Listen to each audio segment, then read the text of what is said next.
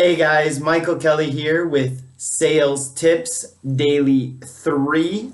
And today, instead of doing my normal format of 3 tips, I want to change it up a little. And I want to basically just go over the best advice that I ever got from a salesman that really helped me to become a top producer. And he pulled me aside one day and told me, Michael, what you need to do is stop focusing on yourself and stop focusing on what you're doing. Because in sales, a lot of times what we're doing is we're driven by commission, we're driven by numbers, we're trying to get that sale, we're focusing on what we're doing. He said, start adding value to the people around you. Start adding more value to your prospects. Start communicating. What we do as salesmen is we communicate. That's our trait. That's what we do. That's how we sell things. We communicate. And a lot of times we forget that communication also involves listening. So silence is sometimes communication. Pauses, asking questions, letting them respond. Guys, practicing better listening and slowing down, you're going to hear through all training. Anyone who trains you in any sales program, the first thing they're going to say to you is slow it down. Because what you have to understand as a salesman is that you are the expert in your product or service. So the prospect that you're trying to turn into a customer or a client, they don't know the product as well as you do. So your job is to communicate to them what it is that you're selling. Now, sometimes you have a very short sales cycle to do this in. So what we tend to do as salesmen is we've done our pitch or our presentation so many times that we just focus on certain points and get through our pitch. And not every person is going to have the same understanding of your product or service. You're more of an advisor, of a guide. And if you think about it, like, for example, if you go on a mountain hike and there's a guide that takes you out on the trail, the guide is going to show you the way. He's going to answer a lot of questions. He's also going to point certain things out. Like that rock over there was where Columbus's ship bumped into or something like that. But they add value by giving you tidbits of information, but mostly they're guiding you through and they're helping you by answering the questions that you have. So think about it in that sense of you being the expert, but them not knowing as much as you might think they know about your product. So I equate this to if you go speak to a doctor and the doctor tells you, yeah, I had a patient that had a subdural hematoma, and you're, what? Like, what is he? Doc, talk to me in layman's terms. Like dumb it down for me a little bit. Speak to me in regular words. Because at the end of the day, we don't understand the medical terms. It's the same way in sales. Some of the terms and things that you're using for your product or service might be very commonplace in your industry, but for a prospect or client who isn't involved in your industry, they don't have this knowledge. So what I'm saying is you need to slow down. A lot of, I've talked about this before, a lot of pauses, and you want to ask a bunch of questions the whole time. Through your presentation, say things like, so, with our package today, it's a 6-month package, so you have an entire 6 months to use it. Does that make sense? I mean, even if it's something very simple that you think like, Everyone's going to know this. Maybe not. And maybe that's the difference between a sale or a no sale is you explaining and communicating and helping them to understand what it is and how it fits into their lives. So your job is to find out their wants, their needs, and your main job is to advise them and to communicate on what it is that you have, what it is that you're selling to them.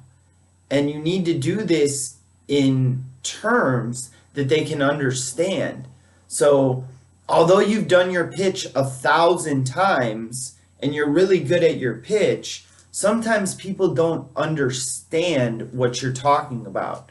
So, recap, ask questions, recap. Before you close, say to somebody, so do you have any questions for me? Is there anything that I've covered that didn't really make sense, that I didn't communicate to you? Let me recap one more time and you tell me if you have any questions through this. So you have 12 months to travel, you have a month and a half to book your dates, you have this. So go back over the terms, conditions, what the product or service is, and then ask the question. So does that make sense? Do you have any questions upon that? Because a lot of times people don't want to feel stupid. People want to act like they understand.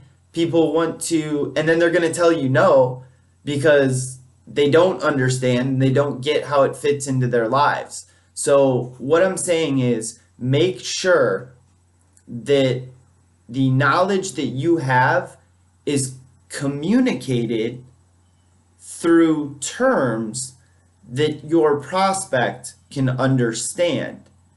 And at the end of the day, drive the conversation, but drive it into questions and engagement from them so that you can really find out where their head's at and what they're understanding and what they're not understanding. So I don't care if after every single sentence you say, does that make sense? Or do you have any questions about that part? Or will that work for you? Because a lot of times those questions will then lead to them responding with buying questions.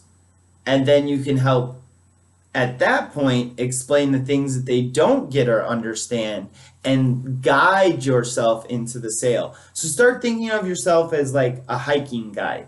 I know it's a weird thing, but start thinking yourself as a guide, an advisor. You're getting them from point A to point B, which is hello to the sale, but you're navigating them through it and helping them to understand each point throughout that path. So slow it down, recap, never assume that they know what you're talking about.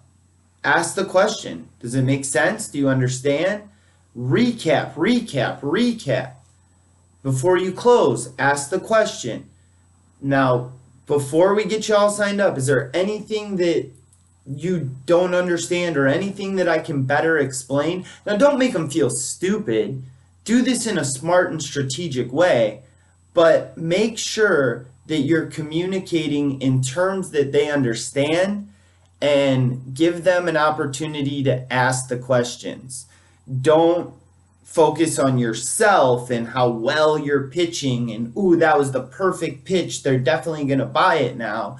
Never cut a guest off. Let them speak.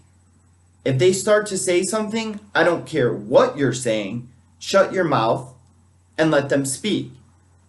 You're going to hear this a lot from Grant Cardone, Gary Vee, these guys, Victor Anthony. They're great salesmen and they're going to tell you the same things. They might use different terms or they might say it in different ways. But all I'm saying is you guys not dumb it down, but make sure that your prospect can understand where you're coming from.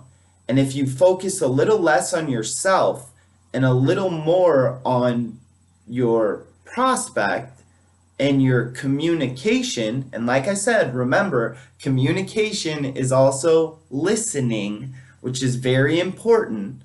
Silence is very important. It gives them time to process. It gives them time to think about their questions. So, add value, focus on them, give them valuable information, make sure that they understand that valuable information. And then at the end of the day, guys, if you can guide them through the path and you can get them to the end is the sale. And then you can close it down. So, guys, I hope this helped out a little bit. It was just something that I really wanted to get out. I really wanted to explain because I see a lot of salesmen that aren't doing this properly because it's like, hello, information gathering, a few discovery questions, and then their 7-minute long pitch. And then they ask, okay, do you want to buy it? And at the end of the day, it's like, the guest doesn't even know the client, the prospect. They're confused. They have questions, but you didn't even give them an opportunity to ask it. So now their reaction is, I'm not interested, because you haven't fully explained to them or you haven't let them be involved in the process. So let them be involved in the process, guys. Focus on your communication. Understand communication is listening. Tons of recapping and tons of questions. Does that make sense? Do you understand? Is there a better way I can explain that? Will that work for you? That sounds great, right? Certain things like that, guys, I promise you, they will increase your sales, which will increase your income, and that's what we're here for. So thank you guys for your time today. Please like, subscribe. There's going to be somewhere a little ABC button you can click. Click the button, subscribe to the channel. Hopefully we can create a community and a conversation. And like I always say, guys, the comments fuel the content. So the more engagement and involvement you guys have, from top producers to beginners, the struggles, the frustrations, the objections, all that input will drive this community so we can all help each other. And at the end of the day, I do this for you. I do it for me too, because it helps me. It helps me to, stir up the conversation in my head. And that's why I say it's good for top producers as well.